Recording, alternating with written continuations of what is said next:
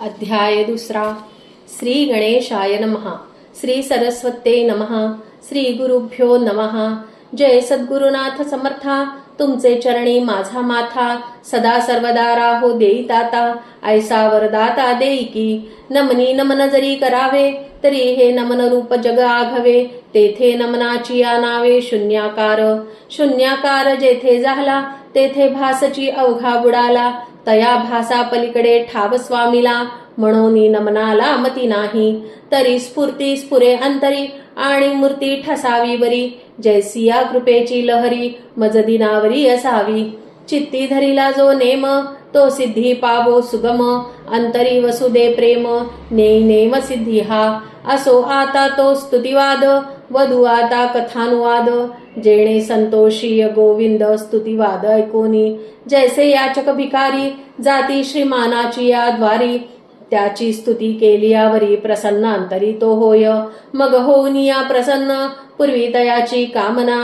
देवी स्तुतिवाद्ये लक्ष्मी रमणा दासा प्रतिपाळित. मग म्हणे क्षीराब्धिशायी ऐके हो कांचन देही. या मलमासाचे ठाई काय की जे हो लक्ष्मी. तरी अल्प अथवा स्वल्प काहीतरी की जे दान तप. होम अथवा ध्यान जप शक्तीनुसार पैकी जे. शक्ती असून जो न करी तो रवरवन भोगी अघोरी. यात संदेह निर्धारी नसे सुंदरी जाणपा. ऐसे ऐकोनी उत्तर लक्ष्मी वदे प्रत्युत्तर. हे नाथ दिनोद्धार प्रश्नाक्षर ऐकिजे. हे स्वामी जगन्निवासा निर्धना ते उपाव कैसा. दुराचारी पुण्यलेशा स्वप्नी नेणे कैसा तो. अविवेकी असती जे प्राणी पशुवत विचरती जनी. तया प्राणिया ते कैसेनी मुक्ती घडे स्वामी राजा. यासी उपाय केवता तो सांगिजे कृपावंता. म्हणून चरणी ठेविला माथा मग अनंत बोलत. तरी ऐक हो सुंदरी द्रव्य नसे जरी पदरी. तरी कष्ट वावे शरीरी साधू दर्शने महालाभू. देव दर्शन पुराणी काय कष्ट विजे गोसेवनी.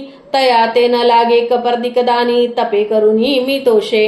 येच विषयी इतिहास ऐके हो स्वस्थ मानस. जयाचेनी मज संतोष तोची प्रकार अवधारी. या भुवनत्रयाचे ठाई गौतमी ऐसे दैवत नाही. जिणे कष्टौनिया देही क्षीरवृष्टी करी जगाते. तरी प्रत्यही करावे पूजन न घडे तरी मळमासी जाण. मासवरी करावे पूजन ते निरूपणावधारी. एक मास पर्यंत जाण स्वये नक्त करावे आपण. प्रातःकाळी करुनी स्नान देवतार्चन पैकी जे. मग करावे गौतमी पूजन तया एवढे नसे पुण्य. घालोनी तृणधान्य भावे चरण वंदावे. गौपूजेला विजे भाळी येळतेणे स्नान केले यमुना जळी. उठोनिया प्रातःकाळी आधी गौतमी नमावी. मग गौतम पुत्रा करुण वंदन. गोमय सडा सम्मार्जन तया योगे पवित्र सदन. होय जाण तयाचे तया घरी लक्ष्मी निवास. ठाव नसे रोग अपमृत्यास निरंतर करी निवास. सदैव यशतो लाहे ऐसे गौतमीचे पूजन करून. मग सुशीळ सपत्नीक द्विज बोलावून. तयाची पूजा अर्घ्यपाद्यादी करून. द्यावे दान तया प्रती सालंकारी संयुक्त करून. दोहन पात्र वस्त्र अलंकार जाण. गळा पुष्पमाळा घालून घंटा बांधून दान द्यावे. तये घंटीचा होता नाद. स्वर्गी सुख पावे पितृवृंद. उत्तरोनी वैतरणीचा कंद. सुख संवाद तो करी पुरुष अथवा होका नारी. उभयता लाभाची समान परी. गौतमी ऐसी पवित्र पृथ्वीवरी दैवत आनन असेना. गौतमी वीण न होय यज्ञ. गोक्षिरे वीण न घडे हवन. पंचामृता वीण न घडे पूजन. श्री विष्णू महाविष्णूंचे जया घरी गौतमींचे पूजन. पवित्रतयाचे सदन जेथे नसे सडा सम्मार्जन. जाणावे सदन स्मशान ते. पहाते गौतमी परोपकारी. तृण भक्षून अरण्या माझारी. स्वइच्छा जळा ते प्राशन करी. भार कवणावरी घालिना. स्वसदनी येऊन जाण क्षीरवृष्टी अमृत समान. तेणे तृप्त होती अबलाजन. ऐसी कृपा घन धेनुती. गोमय पावन सदन अंगस्पर्शे पापक्षाळण. गोमूत्रे पंचगव्या ते पवित्रपण. शास्त्री जाण बोलिलेसे प्रायश्चित्त घेता जनाप्रती. देहाचे दोषण दहन होती मग ते स्वसुखे नांदती प्रसादे धेनुचिया. ऐसे धेनुचे करुण पूजन मग ते ब्राह्मणा द्यावी दान. तेणे पुनीत होती जन जगज्जीवन संतोषे. कृपा करून तयावरी प्राप्त करी निजपुरी. न विसंबे क्षणभरी ऐसा मुरारी बोलिला. ऐसे केलिया गोदान ते दिनी करावे ब्राह्मण भोजन. षड्रसघृता सहित अन्न यथेष्ठ भोजन पै द्यावे. त्रयोदश गुणी तांबूल वेळा लवंगा सुपारी मळ. चंदन अर्पिजे सुशीतळ द्विचकुळ तोषवावे. मग वस्त्र अलंकार नाना शक्तीनुसार द्यावी दक्षिणा. तुझ प्रित्यर्थ जनार्दना म्हणून चरणा नमावे. परी येथे अवघड मोठे तात्काळ मनी अहंकार उठे. अहंकारे मी तव न भेटे नेटे पोटे पळे मी. म्हणून यथा सांग कर्म ते घडेना घडे कर्म ते पुण्य गाठी पडेना. ऐसे बोलिले साधू वचना ते अमान्य करवेना माझेनी. अहो या साधू वचनासाठी मी अवतार धरी कोटी. परितयाची वचने गोमटी पाववी शेवटी सिद्धिते. या लागी निरहंकार जाण करावे जप तपदान पुण्य. तया ते मी जनार्दन न विसंबे क्षणभरी. माझा मज अहंकार जाहला हयग्रीव जाहलो तय वेळा. म्हणून सकल जगाला करुणी गलबला सांगतो. थोडे करा अथवा फार परिमनी न धर अहंकार. तेणे मी तुष्टे सर्वेश्वर वाहे भारतयाचा. यदर्थी श्लोक गीतार्थाचा पार्थाप्रती निरोपिला साचा. तोची अभिप्राय येथीचा मनी आणा निर्धार. ऐसे फाला शारा रहित दान जे करीती मदर्पण. ते प्रिय मज लागून बहु बोलून काय दाऊ. जया आवडी मोक्षाची तेणे पूजा करावी नेमाची. मलमास विशेषाची सामग्री पुण्याची अपार.